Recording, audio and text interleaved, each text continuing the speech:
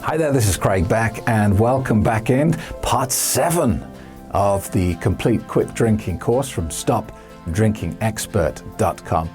And I just want to congratulate you at this point because you've done something amazing, probably without even realizing it. Did you know that the vast majority of people who buy a self-help book will never even open it? It's almost as though the action of buying the book is enough, but they never really take action. And a good percentage of people who invest in a course like this never even watch the videos. So the fact that you're here at part 7 in what is quite a long course says a great deal about your passion and commitment to dealing with this problem. And you should be very proud of that. So congratulations. Just before we go any further, I'd just like to ask you, if you have not yet left a review for the course at trustpilot.com, if you could do that for me, that would be a huge help. What I really want to do is get this message out to as many problem drinkers as possible. This is my passion. This is what I do every day of my life. I try and think of new ways to help people kick this poison out of their lives.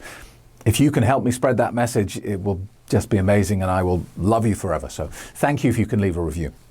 Now, if you remember a few lessons back, we talked about the obstacles and opportunities as a part of this Agawal process I'm taking you through. That starts with A, for awareness of the problem and getting out of denial. Goal setting, so you have a very clear target for where you're going to. Opportunities and obstacles, which we talked about. And then we get to way forward, which is the W. Now, back then, we looked at all the great things that were coming to your life when you kicked this attractively packaged poison out of it. And we also looked at things that we thought could be obstacles, things that could prevent us from sticking to our sober ideal. And a few of the things we came up with were insomnia, low moods, social occasions, pressure from our friends and our family, stress. How do we deal with stress without alcohol? Vacations, free alcohol. You know, when you're on a plane traveling and they offer you a free drink, how do you turn that down? And big things like grief. How do you go through grieving for a close family member without alcohol to fall back on? And so I said to you back then that we can deal with all of those problems by understanding the psychology, of addiction. Why do we believe that alcohol is the go-to resource for all of those problems? And if we could take away that belief, then we would take away all those obstacles. So we can actually fix this in one go if we understand what is going on in our brain. So why do we instantly think, I need a drink when I'm stressed? Why do we hand out the drinks at a funeral, at the wake? Why does everyone have a stiff drink? Why do we have something called Dutch courage? And it's down to Pavlovian conditioning for the most part. Now, you'll have heard of Ivan Pavlov, the famous scientist who experimented with his dogs. And the story goes, of course, that he would ring a bell every time he fed his dogs. And eventually, he would only have to ring the bell and the dogs would start salivating, whether there was food there or not. The dogs had psychologically linked the bell to the food. And this is what we have done repeatedly over decades with alcohol. We have linked alcohol to various situations. Now, the reason why you have failed to quit drinking on your own in the past, the reason why you've got to the point where you had to invest in this course and take a risk that I knew something you didn't, and the reason why 95% of people who try to quit drinking fail is because they use the conscious mind to do it. They use willpower. They wake up one morning and say, that's it, enough is enough, I've had enough, I'm never drinking again. And that's a beautiful sentiment. That's very laudable, but it's powerless because you are using the conscious mind. Now, we have two sections of our mind. We have the conscious and the subconscious. Now, the conscious mind thinks it's huge. It thinks it's infinitely powerful. It is your ego. It is the voice in your head that you hear. It is the voice that judges everything. It thinks it's a massive Great Dane. It thinks it's the king of the jungle, the big beast. In reality, it's nothing of the sort. It's a little lapdog with no power at all. It's deluded. It is insane. It thinks it's huge. It's tiny.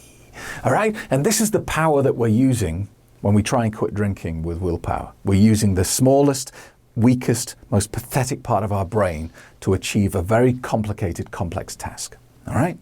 Now, if you want to compare the power of the conscious mind to the subconscious mind, if you want to get a bit geeky with me here, if we talk about in terms of computer processing power, because someone far more intelligent than me has worked this out, the conscious mind can process data at around 40 bits per second. All right? Now, the subconscious mind can process data at 20 million bits per second. So it's not like, you've got a lightweight boxer versus a heavyweight boxer. They're not even in the same sport. This is not the same league, not the same planet. The power of the subconscious mind is infinite compared to the conscious mind. And that is why this course is aimed at changing your subconscious belief structures, because that is where the power lies. Now, you can't get access to your subconscious mind. It would be beautiful if you could just have a little wander in there and pull out the programs that are connected to alcohol. Unfortunately, we are blocked. We are prevented from accessing the subconscious mind. Why? Well, basically because we can't be trusted. If we could get into our subconscious mind and remove programs, we would be dead within less than a second. Because in this part of our mind are the programs that beat our heart, even when we're asleep, that control the rate of our breathing, that control our body temperature, that respond and monitor millions and billions of nerve endings all at the same time. This is a vast supercomputer, and you and me are too stupid to understand how it works. And so Mother Nature has said, you know what? You're not allowed anywhere near it, all right? So we can't get in by conventional methods. So what is the subconscious mind and what is it doing? Well, basically, the subconscious mind judges nothing. It has no opinion of anything. Your conscious mind has an opinion on everything. When you look in the mirror and you say to yourself, oh, I look fat, that's your subconscious mind. That's your conscious mind making an assessment. When you walk into a bar as a single person and you look around at all the possible dates that might be there, it is the part of your mind that is saying, she's attractive, he's not so much her. I'm more attractive than him, but oh God, he's a good looking guy.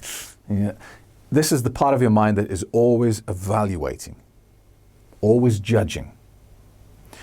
Now, this is a life-saving process because while it makes superficial judgments on people like that, it also assesses risk as well. So if you're about to cross the street and you look at the traffic, the conscious mind is making a judgment. How fast is that car approaching? How far do I have to go to the other side?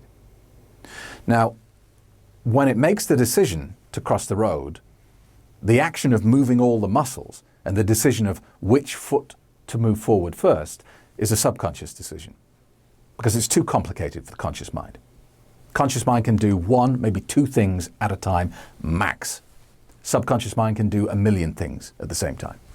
So, as I mentioned, the action of just moving my hand from there to there requires the coordination of 57 different muscles at the same time.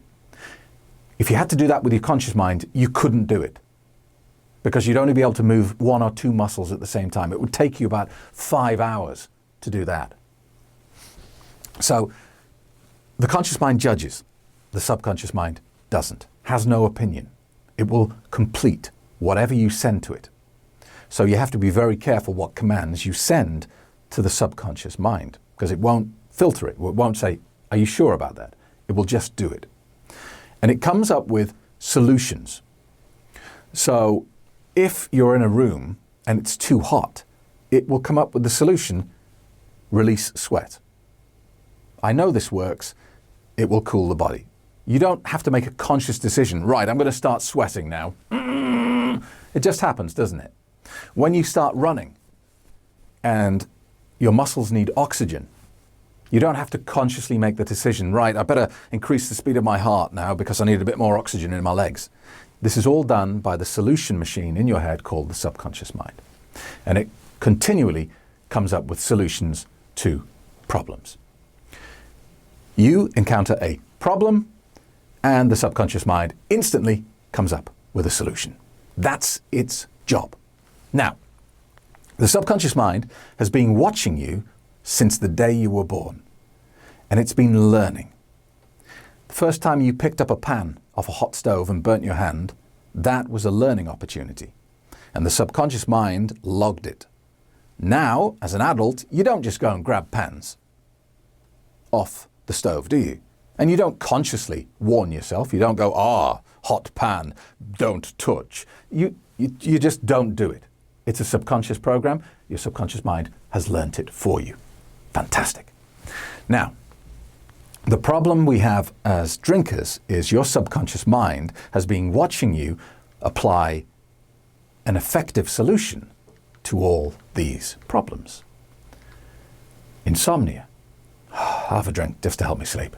Oh, I'm feeling a bit down. I'll have a drink. Well, we're going out. I feel a bit socially awkward. I just don't want to do the small talk. I'll have a drink. Relax me a little bit. You know, and so on and so on and so on. Your subconscious mind has watched you do this tens of thousands of times. Stressed, alcohol. Stressed, alcohol. Stressed, alcohol. And now you have Pavlovian conditioning around stress. So as soon as you feel stressed, your subconscious mind goes, alcohol, solution, job done, next problem. Now here's the big question, of course. How do you stop it?